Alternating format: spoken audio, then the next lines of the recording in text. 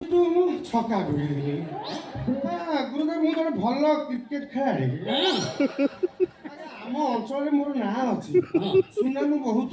ମୁଁ ଭଲ ବ୍ୟାଟ୍ସମ୍ୟାନ୍, ମୁଁ ବାଡାଏ ଭଲ।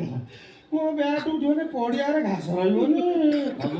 ବହୁତ ସିଲ୍ ପାଇଛି, ଭଲ ଭଲ କ୍ରିକେଟ ଖେଳାଳି। ସେଟା ବାଉଳା କରିଦେଲି।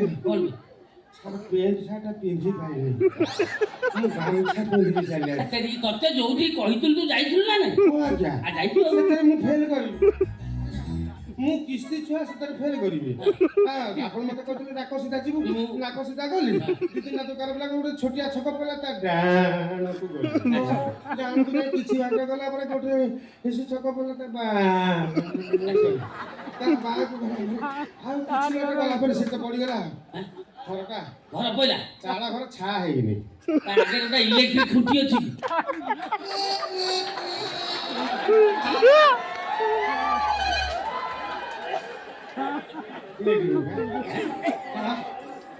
ଇଲେକ୍ଟ୍ରିକ ଖୁଣ୍ଟି ଅଛି।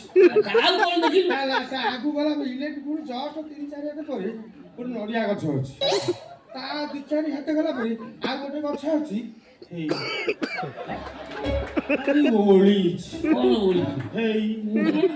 ଓଳିଛି ଫଳିଛି ଓଳିଛି। ତାକୁ ଯିଏ ଲଗେଇଛି ତା ହାତଟି ଭଲ, ତା ଚାରା ଭଲ।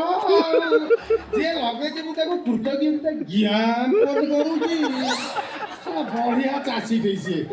ବାପ ଏଇଭଳିଆ ଯେମିତି ଦେଖୁଛୁ ଏଇଭଳିଆ ସେ ମାପ ତୁ ମତେ ଦେଖଉଛୁ।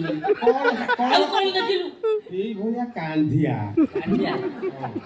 କାନ୍ଦିଆ ନା ଆତାପି? ହଁ ଆମ କଟକ ଆଡେ ଆତାପି, ବାଲେଶ୍ୱରରେ କାନ୍ଦିଆ। ଆଉ କଣ ଦେଖିଲୁ? ଆଉ କିଛି ବାଟ ଅଲଗା ଗୋଟେ ଚାନ୍ଦିନୀ ଅଛି, ମାର୍ଗ ଭଲ ପଡୁଛି, ଭଲ ବଢିଆ ଚାନ୍ଦିନୀ। ମୁଁ ନା ସେ ଚାନ୍ଦିନୀରେ ମୋର କିଛି କାମ ନାହିଁ ନା।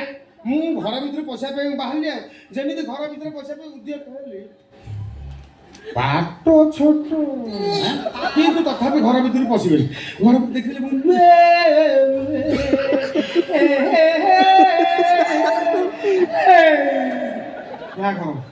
କାଶ ଯାହା ମୁଁ ଶୁଣେ ଭାଗ୍ୟବାନ ପୁରୁଷ, ଯାହା ଏ ଜମିରେ ମୁଁ ପ୍ରଥମ ହଳ କରିବି। ଗାମୁଛା ପିନ୍ଧି ମୁଁ ଖେଳ କରିକି ଚାଲି ଆସିବି।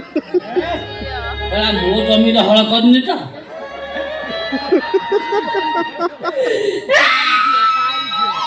କଣ ହେଇଛି କହୁନୁ? କାହିଁ ଗୋଟେ କାନ୍ଦୁ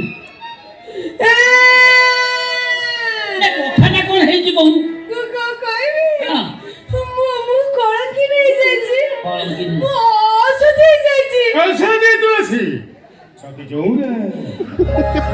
ଭାଗ୍ୟ ଭଲ ସେ ପନିକିଟା ମୋ ହାତରେ ପଡିଗଲା, ନହେଲେ ତା ବାପା ବାହାଘର ଦେଖିଆ ଦେଇଥାନ୍ତି। ବାବା କହିବାକୁ ଘଣ୍ଟାଏ ଚାଲି ଯାଉଛୁ। ମୁଁ ଭାବିଲି ଅବାଧ ତ ବାଟରୁ ବାହାଘର ସେଇଆ କହିଦେବି। ତମେ ବାଡ଼ ଦେଖି ରଖିବ, ସିଏ କାହିଁକି ଆସି ଫସଲ ଖାଇବ ନା। ଫସଲ ତ ଖାଇଲା, ଆଉ କଣ କରିଛି ଜାଣିଛ? କଣ କରୁଛି? କାଳେ ସେ ପରୀକ୍ଷାରେ ପାସ୍ କରିଛି ବୋଲି ତାଙ୍କ ସାର୍ ବିଶ୍ୱାସ କରିବେନି, ସେଇଥିପାଇଁ ଗୋଟେ ପ୍ରମାଣ ନେଇକି ଗଲା। ଯେତେବେଳେ ସେ ଦେଲାନି, ତାକୁ ଖାଇବି, ତା ସାରକୁ ଖାଇବି। ପ୍ରମାଣ କଣ? କଣ ମତେ ପ୍ରମାଣ କଣ? ପ୍ରମାଣ ହଉଛି ଏଇ ଗାମୁଛା। ଏକ୍ଜାମ ଦେଲି, କେତେ ନମ୍ବର ରଖିଲି, କଣ କଲି, କାଳେ ଅବିଶ୍ୱାସ କରିବ, ସେଇଥିପାଇଁ ଗାମୁଛା ପିନ୍ଧି ଚାଲି ଆସିଛି।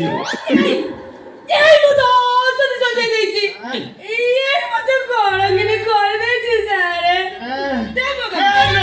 ଗାମୁଛା ଦେ।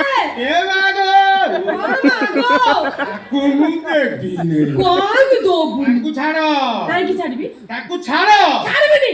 ସେଇଟା ଲାଷ୍ଟ। ତାପରେ ଗୋପୀନାଥପୁର ଷ୍ଟଚର ପଡିଆ। ହେଇ ଶଳା 500 ଟଙ୍କା ଦେଲୁ, ମୋଠୁ ବୁଝିଲେଲୁ, ମୋ ରିକ୍ୟାରେ ହଳ କଲୁ। ଇରେ ମିଠି ଝିଅ ନୁହଁ, ସିଏ ଗୋଟାଏ ମେସିନ୍। କିଲୋସ୍କର 7 ବର୍ଷ 17 ବର୍ଷ ପର୍ଯ୍ୟନ୍ତ ପାଳିଲେନି, ମୁଁ ତାକୁ ଷ୍ଟାର୍ଟ କରିନଥିଲି। ଇଞ୍ଜିନ ଖରାପ, ଯିଏ ପଡିବ ସେ ଖତ ହେଇଯିବ। ଗୁରୁଦେବ ଶୁଣନ୍ତୁ, ଗୋପୀନାଥପୁରେ ମୁଁ ପାଠ ପଢିଲି, ଆଉ କଣ ଶିରାପୁରେ ମୁଁ ପରୀକ୍ଷା ଦେଇଥାନ୍ତି।